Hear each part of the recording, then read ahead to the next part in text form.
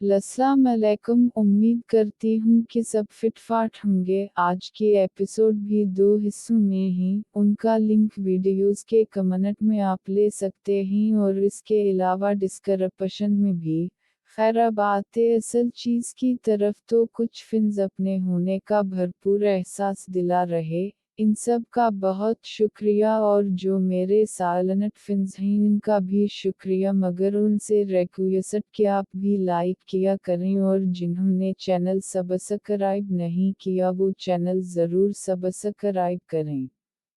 इसके अलावा मेरे बाकी के नावल्स का लिंक नीचे डिस्क्रिप्शन में मौजूद है, तो प्लीज़ वो सब नावल्स भी रेड कीजिए। अब बिना किसी ताख़ीर के चलते आज की एपिसोड की जानिब। बेइश्क किस्त नंबर 20, हिस्सा अव्वल, ईमान फातिमा।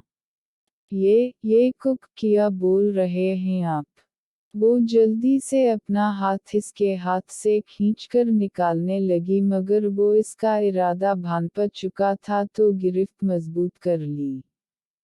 पप प्लीज़ रोहान जी, हम एक कैसे हो सकते हैं? मैं इज़्दिवाजी रिश्ते को निभाने के काबिल नहीं हूँ, खुद से चल भी नहीं पाती और पता नहीं कभी चल।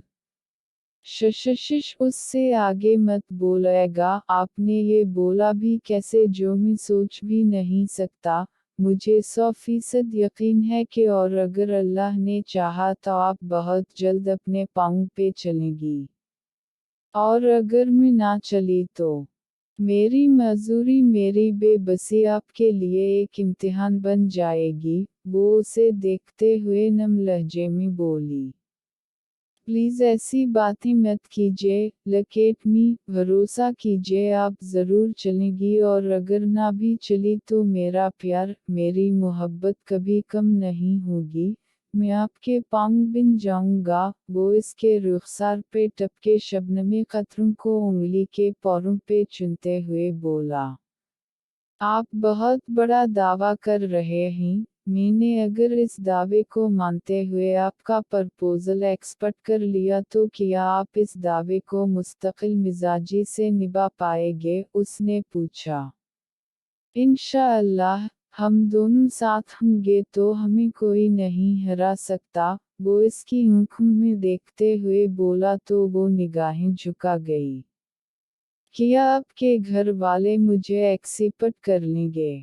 इसने अपना दूसरा खदशा जाहिर किया तो वो मुस्कुरा दिया। ऑफ कोर्स, पापा और ममा को भी बता चुका हूँ और बरू तो बहुत पहले से जानते हैं, वो एक्साइटेड अंदाज में बोला। भैया पहले से जानते हैं? वो गड़बड़ा कर बोली।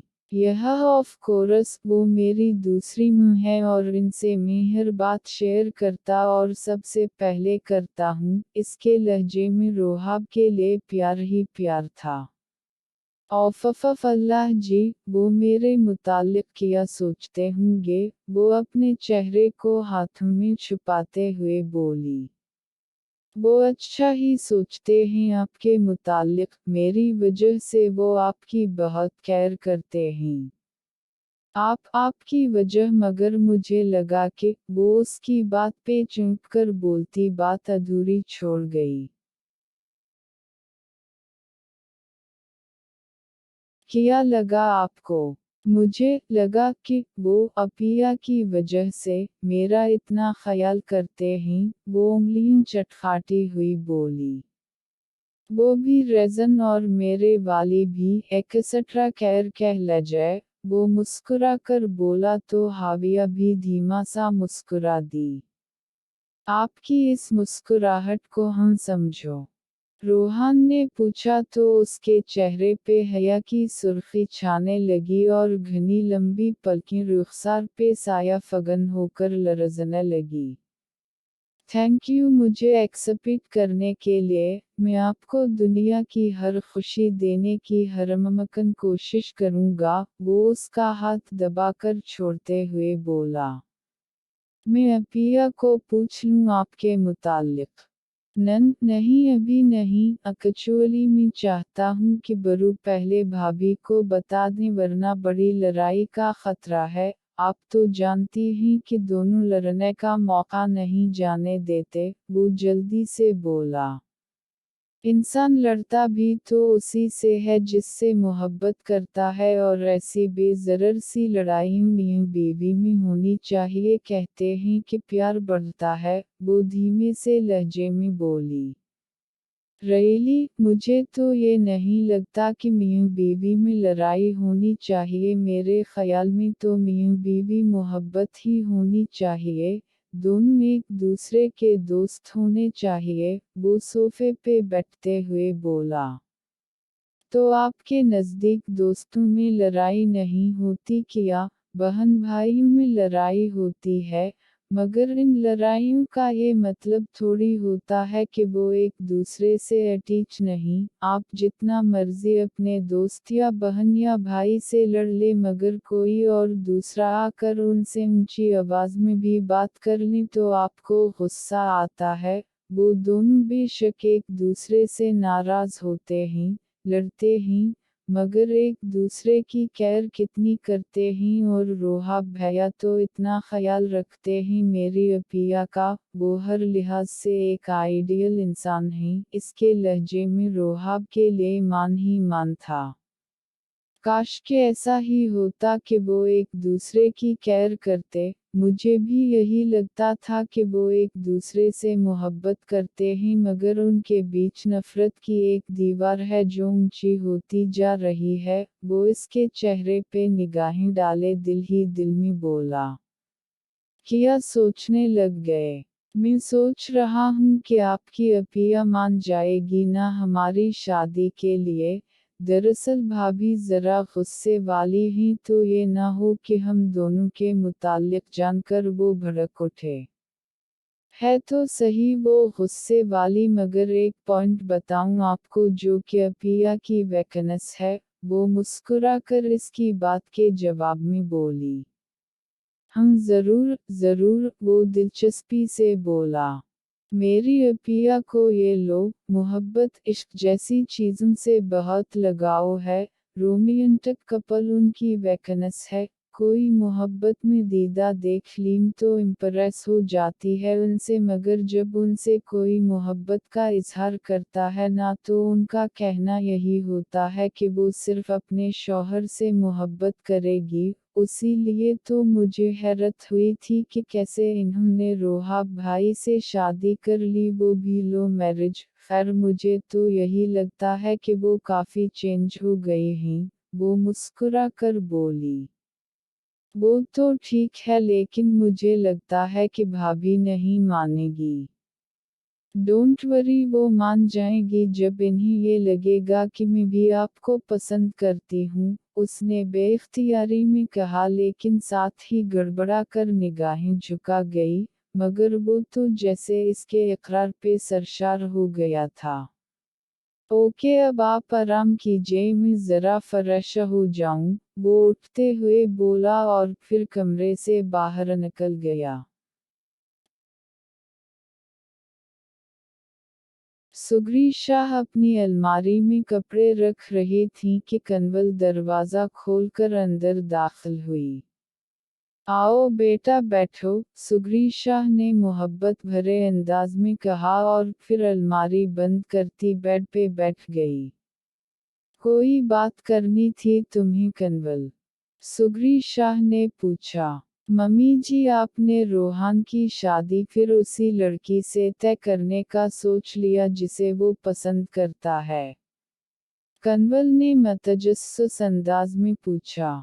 हम बेटे, मेरे लिए मेरे बेटे की खुशी से बढ़कर तो कुछ नहीं है ना। मैं जानती हूँ कि सुंबल का दिल टूटा है, मगर वो को खुश नहीं रख पाएगा, और वो दोनों खुश नहीं रहेगा तो घर में एक तनाव से बढ़ जाएगा। मैं नहीं चाहती कि जैसे वलीद और सदफ का अंजाम हुआ, इस घर में किसी की भी शादी का वही अंजाम हो। सुग्री शाह ने कहा।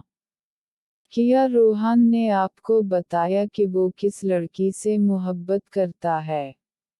नहीं, लेकिन वो रोहाब को बता चुका है। मेरा रोहाब कभी ऐसी लड़की के लिए हम बोलेगा ही नहीं जो रोहान के काबिल ना हो, सुग्री शाह ने मान भरे अंदाज में कहा। माफ़ कीजिएगा मम्मी जी, आपने रोहाब भाई को कुछ ज़्यादा ही अक्लमंद समझ लिया है। अगर वो इतने ही अक्लमंद होते तो रोहान को जेल से छुड़वाने के लिए जाजी जैसी मुसीबत अपने गले में न डालते, कन्वल ने कहा।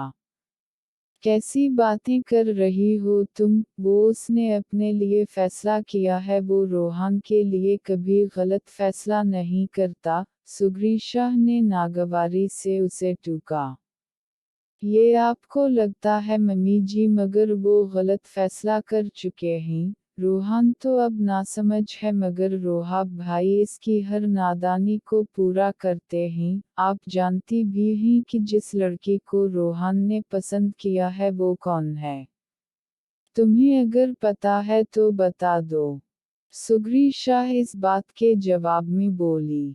वो हाविया है, रोहाब भाई की साली साहिबा। वो लूली लनगरी लड़की के लिए रोहाब भाई का मान जाना मुझे खासा पसंद नहीं आया। रोहान ने कोई खिलौना नहीं मांगा था जो उसे फौरी दिलाया जाए, ये उनकी पूरी जिंदगी का सवाल है। कन्वल की बात पे सुग्री शाह का रंग जर्द पड़ गया। नहीं, मेरा रोहाब ऐसा नहीं कर सकता। वो जानते बूझते मेरे रोहान को इस मुसीबत में नहीं फंसा सकता। तुम्हें ज़रूर कोई गलत फहमी हुई है। वो इस लड़की का ध्यान सिर्फ उसी लिए रख रहा है कि इसके हाथों इसका एक्सीडेंट हुआ था, सुग्री शाह ने कपकपाते लहजे में कहा। अपने कानों से सुनकर आ रही हूँ कि रोहान इस लड़की से इजहार मोहब्बत कर रहा था, कन्वल ने कहा। अब क्या होगा मम, मैं कैसे रोकूंगी उसे। मैं अपने बेटे को यूं बर्बाद होता नहीं देख सकती, सुग्री शाह रोते हुए बोली।